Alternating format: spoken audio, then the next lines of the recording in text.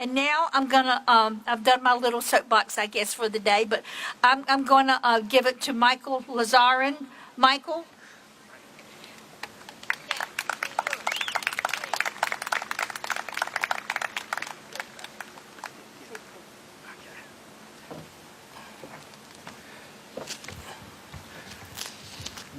Good afternoon. I have decided to read my speech, as this is very personal and emotional for me. I hope you understand.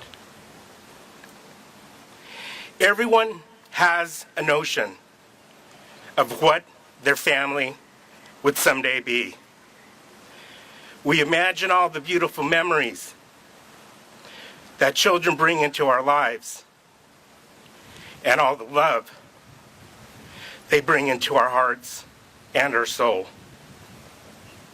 We imagine our child's first words, our child's first steps, reading bedtime stories to them at night, and one day our child getting married and having children of their own. We imagine all the kinds of events that would happen in a family. But that wasn't the experience of my family. It was for a little while, until one day my daughter, Audrey, was legally kidnapped by an unjust family court system and erased from her biological family. I was erased from her life. Her grandparents were erased from her life. Her aunts, her uncles, her cousins, her community was erased from her life. And at 7 years old, Audrey, my daughter, was taken from me, and everything she knew was taken from her. Audrey is not alone. There are approximately 22 million children worldwide that experience being taken away from their biological families. And that means for 22 million children, there are 100 million family members suffering, ruined, traumatized by family bond obstruction and parental alienation. Not only that, the reason it keeps going on is because it's a $50 per year industry. There is a lot of people making a lot of money off the trauma of our innocent children and the destruction of our families. This is wrong. It's just wrong. It is wrong that we have a family law legal system that encourages raising families and destroying our innocent children. I'm going to ask you to listen to my story and put yourself in my shoes. Some of you know it all too well already. Some of you already had a family member you have lost because of family bond obstruction and parental alienation. But I'm going to ask you to listen to me as Audrey's father. The reason why I'm telling you this story, and it breaks my heart to share, is because I've been silenced for the past 15 years, denied the opportunity to tell my daughter's story. And I come forward today because I want to help protect families and our innocent children. I want to protect parents from going through what I have gone through. And most importantly, I want to protect our children from the traumas of being ripped away from their family members. I'm going to talk about three things today. First, I want you to meet my beautiful daughter, Audrey. I want you to meet the real Audrey. The Audrey that I know and love dearly. I want to share with you today my papa-daughter story. Audrey has become an unliked public figure, featured in People magazine, Rolling Stone, and publications throughout the world, and now in a film. But those publications don't represent what she really was. I want her legacy to be a legacy of love. I also want to tell you how my family was destroyed in an unjust family court system that is based on outdated, antiquated laws that have no bearing in today's ever-changing family dynamics. And I'm going to tell you why this is not just my story. Rather, this is a story that anyone can suffer if they've ever loved a child. Let me tell you about Audrey. I was involved with Audrey's mother for a total of 9 years. When I first began my relationship with Audrey's mother, she told me she was in the process of finalizing a divorce. After 6 months of being together, she elected to return to her marriage of 11 years. About a year after we broke up, I made a phone call to her mother's workplace as a courtesy because I had some airline tickets that were about to expire and to offer them to her since we planned the trip together. I was told she was on maternity leave. I did some math and wondered if she was on leave with the child conceived when we were together. By chance, I learned I was a father. When Audrey was 5 months old, her mother finally let me meet her. And it didn't require genetic testing to know that she was my child. Audrey looked like the Mexican and Chinese mix of the children in my family and looked very unlike her blonde, blue-eyed mother and her husband. But it wasn't just her skin color. Her eyes were identical to mine. Her beautiful smile. She looked just like my baby photos. Once I discovered that there was an Audrey and that she was mine, I did what every loving father did. I tried to figure out how to be part of her life. And her mother and I reunited and became a family. At 5 months of age, until Audrey was 7, Audrey's mother and I lived like a family in every practical way. We spent Christmases and holidays together. We took vacations to Hawaii, Arizona, San Diego, and Disneyland. She went to Arizona with me to be with her grandma and grandpa and her cousins and all extended family members. Every year we celebrated Audrey's birthday in Scottsdale, Arizona, where 60 family members would celebrate her birthday and love her unconditionally. I have the same photos of every father has of his daughter, blowing out candles on her birthday cake, opening her presents on Christmas, and sitting on the lap of the Easter Bunny. I changed her diapers, potty trained her, did her laundry, bought her clothes as she grew, fed her, and assumed every task that any loving parent would do. We lived together for all intents and purposes. And like a lot of relationships do, my relationship with Audrey's mother unfortunately ended for good. When Audrey was 7 years old, her mother began a relationship with a new boyfriend and was moving on from her life with me. This in itself would be a heartbreak story that's been played out a million times. But that's not where my heart got broken. Couples break up. It's sad but common. What followed for me was anything but common. And that's where my heart was truly broken.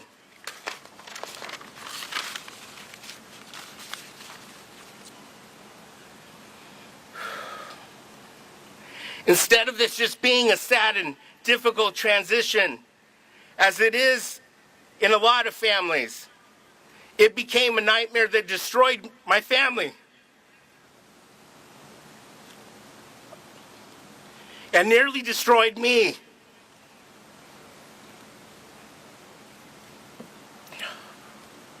While we're still living as a family, albeit a non-traditional family, without benefits of legal connection, my 7-year-old Audrey came to me one day crying, telling me her mother was telling her she had no family in Arizona, that my parents were not her real grandma and grandpa. I approached Audrey's mother and asked why in the world she'd say such a thing to our daughter. She had no answer for me. 3 months later, on December 12, 2003, Audrey and I trimmed the Christmas tree together while her mother attended her company holiday party. When her mother returned, she was accompanied by her new boyfriend, whom I didn't know existed at that moment. They came to take Audrey, and in that moment, I was utterly powerless. I had no legal claim on the daughter I loved and had raised to that moment. My daughter and I never got the opportunity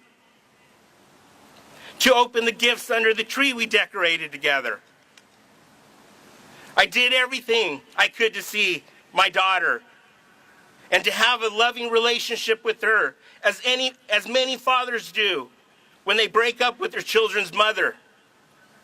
Access was denied. Phone calls were denied.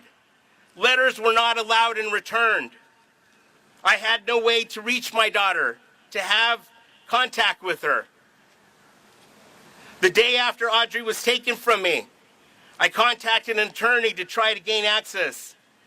At this point, I learned that Audrey's mother had never divorced her first husband. This was stunning to me. The 9 years we had spent together, I had no idea she was still legally married. And worse than that, I had no possible way to imagine what that would mean for me and my daughter. I thought I was a pretty successful guy. I had a good paying job. I owned my own technical recruiting company in the Silicon Valley. But my resources proved to be nothing compared to the force of the corrupt and chaotic family legal system. Not only did I spend my time, my energy, and all my spiritual strength trying to keep my connection with my daughter, I also depleted my life savings, spending more than $200,000 in the attempt. This resulted in financial bankruptcy, to go with my emotional bankruptcy, following the losing of my child.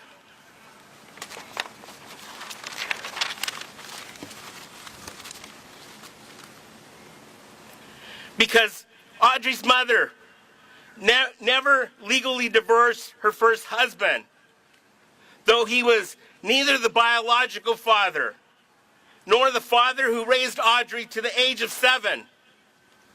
The court still perceived him as the father of record. I had no legal claim to my child. No legal paternity was ever granted, though I was both the biological father and the papa who raised her. Despite my biological fatherhood and the fact that I was her papa in every important way, I filed a paternity lawsuit and fought for joint custody of Audrey. To my horror, I discovered that in the state of California, an unmarried parent would have to sue the other parent within 2 years of the child's birth and order blood tests in order to be considered the child's presumed father.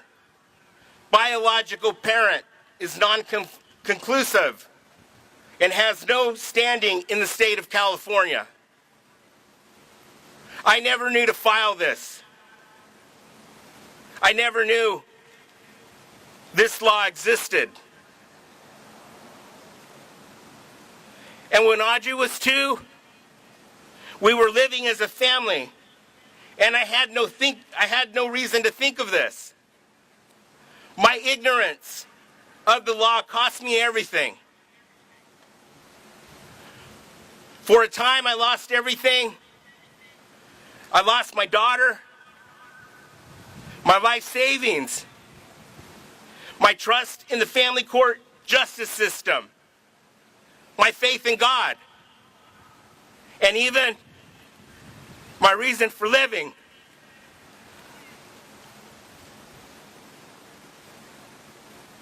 Imagine if your child was taken from you after 7 years old, but you were powerless to do anything about it. I had to abide by the California court laws. I naively trusted the family court judicial system to be fair and act as they always say they do, in the best interest of the child. My lack of understanding of the laws cost me all my parental rights. As if this wasn't horror enough, the court would eventually award shared custody, not to me and Audrey's mother, as would have been in her best interest. Instead, custody was awarded to Audrey's mother and her legal husband. I was worse than invisible. In the eyes of the law, I didn't even exist. I'd been erased. I was reduced to being called a sperm donor with no claim on the child I loved. So from the age of 7 until my daughter was 15, I was not allowed contact with her. My daughter was legally kidnapped, taken away from me and her an extended family of grandparents, cousins, aunts, uncles. During this time of forced absence from my daughter, I mourned, I grieved, I drank too much. I had nightmares that interfered not just with my sleep, but with my emotional well-being and my ability to function. As a grown man, I suffered a form of post-traumatic stress disorder from the trauma of losing my child. What made my trauma even worse was knowing that if I was suffering from her separation, Audrey was suffering worse than I was. And she was not a grown-up. She was just a little girl who couldn't have understood what was happening to her.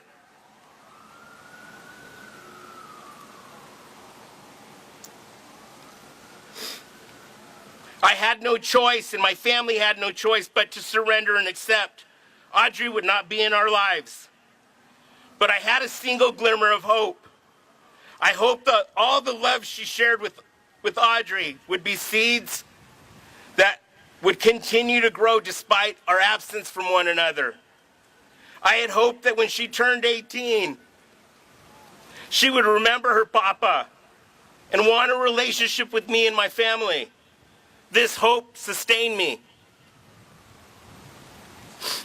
Unfortunately, that day will never come.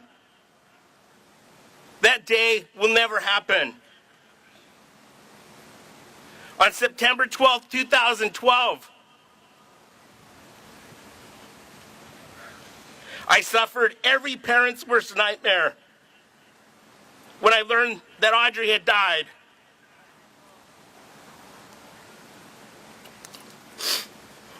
Worse yet, she had taken her own life. I found out not because a family member had called to tell her father that his daughter had died. Not because a policeman knocked on my door or a loved one bothered to contact me. I found out that my daughter had died by reading it on Facebook.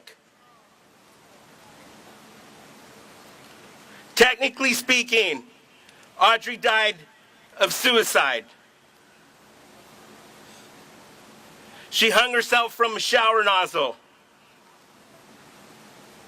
my beloved baby girl, my mija, died in a bathroom alone with no one around her. A film, Audrey and Daisy, just premiered right here in Raleigh, North Carolina at the Full Frame Documentary Film Festival. I wish this film was a story of who Audrey was. I wish this was a story that told you about my daughter's laughter and how she loved art and music. I wish this film was a story of how loved Audrey was by her papa and by my entire family, and how much we miss her. But it's not.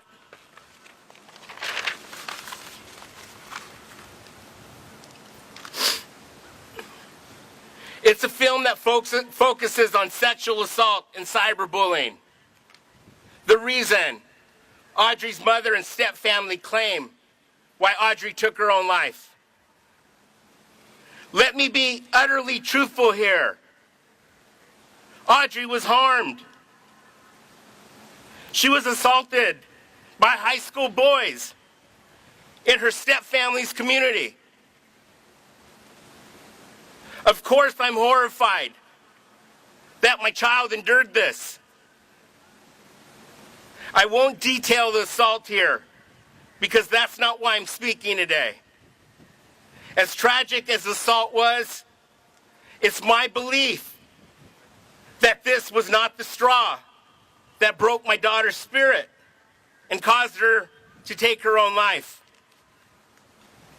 It is my belief that had the same assault taken place when she was surrounded by her father and the community she loved as a child, she would have been strong enough to survive an assault like so many others do. It would have been tragic and wrong and horrifying. It would have required love and time to help her heal. Her family would have been there for her. We would have helped her through it. And I don't want you to miss this point. The alienation Audrey suffered was bad or worse than any physical assault anyone might endure. This is what I believe broke her. I believe that family and parental alienation killed Audrey. I only wish my story was utterly unique. If it was, it would be one tragedy, one father's loss, one broken family, one more horrifying teen suicide. But anything but alone in this story.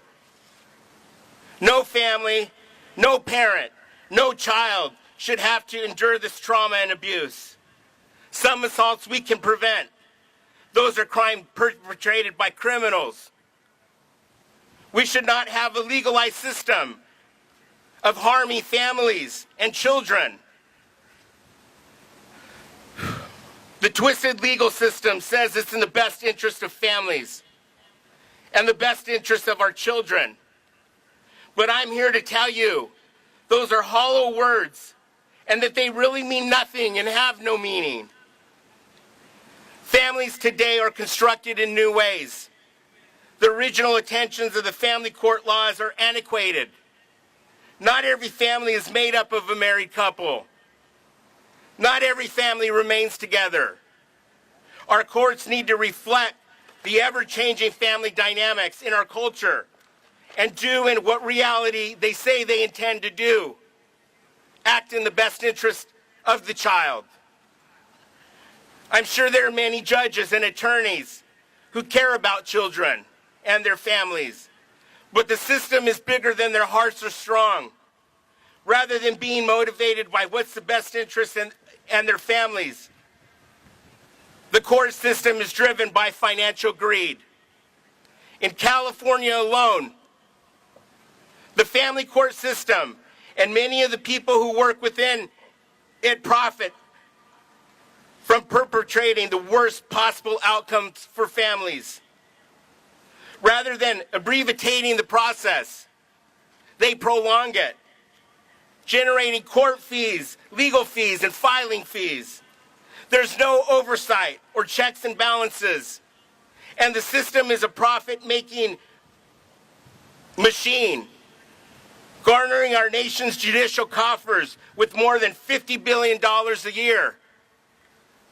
For example, Starbucks makes just $2 billion a year. Our court system is 25 times more profitable than Starbucks. This isn't a court system. This is a $50 a year industry with 50 billion reasons not to change the system. And no one is immune to being victimized by this profit-making system. I had more resources than many poor families might have. For me to appeal the initial decision of the court to deny me joint custody, my attorneys told me that it would require 5 to 7 years in the appeal process and more than $500,000 in legal and court fees. This was a level of resources beyond my reach. Recent headlines talk of Madonna being denied access to her son.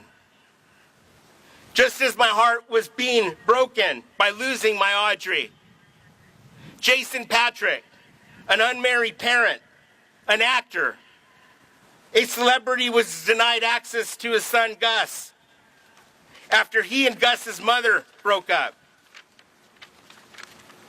Though they've been together for 10 years, the system labeled Jason Patrick just as they labeled me, as a sperm donor. The celebrity status and wealth of these parents may have afforded them more resources for the fight, but their pain was exactly as mine. Their grief was untouched by their celebrity and their funds.